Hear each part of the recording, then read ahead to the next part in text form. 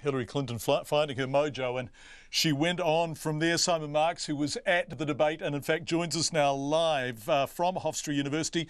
Simon, strong start for Trump, a strong finish for Clinton. Is that how you saw it?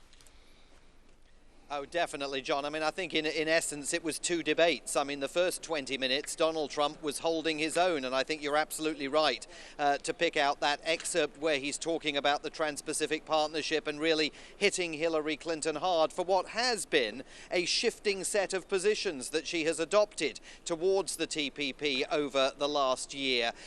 During that first 20 minutes, he was holding his own, and that's no mean feat for Donald Trump. This is the first time he's been in a presidential debate setting like this, and for a moment it looked like he could actually pull the whole thing off. But then I think the tenor of the conversation and the discussion shifted very dramatically, with Hillary Clinton hammering away at a whole variety of different issues. His refusal to release his tax returns, the fact that he had stuck with the birther questions about whether Barack Obama was truly an American citizen or not. All of those issues were issues on which Hillary Clinton performed very strongly and left him, I think, frankly, in the dust. Yes, that was fascinating, wasn't it? Because she hit him on taxes. He responded, "What about your emails?" but simply didn't score points with that hit.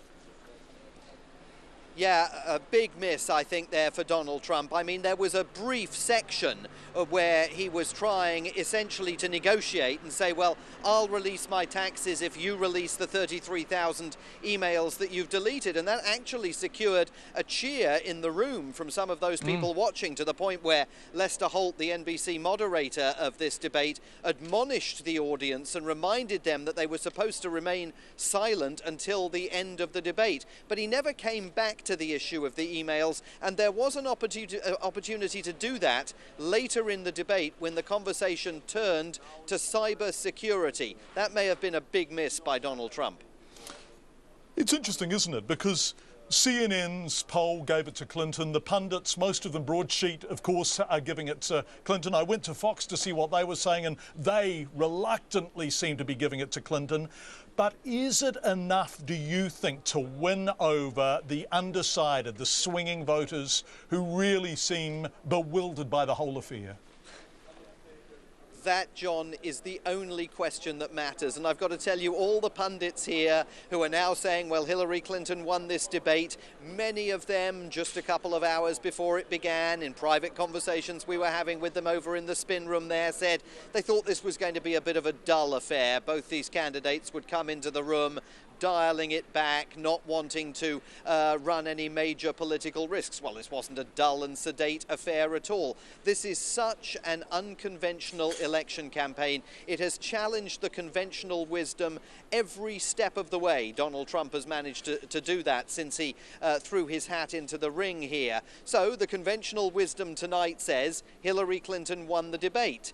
But did she really win the debate in the living rooms of those undecided voters who like what Donald Trump has to say about trade deals, who like what he has to say about national security, and who do find that he strikes a chord with them when he says, look, she's been part of the furniture for 30 years. She's had 30 years to think about these problems and resolve them, and she hasn't resolved them. Now we have to see if the opinion polls show whether Donald Trump made any headway with those undecided swing voters. Yes, he kept making that point about her 30 years and saying, what have you achieved? I'll tell you what I thought she'd achieved. She looked more at home. Actually, she looked more presidential and less inclined to be rattled than him. Is that how it appeared when you were there? Yes, and that's taken work on the part of the people around her. I can tell you that people close to the Clintons have been very worried that at some point during the course of these three debates, he will get under her skin and he will set her off and lead her to lose her temper publicly and on full display. So in fact, they twisted the whole thing around and they made it perfectly possible for her to keep trying to get under his skin, but also to do so with this serene smile on her face. At one point, actually, when Donald Trump finished talking about one issue towards the end of the debate, she just went, whew. Okay.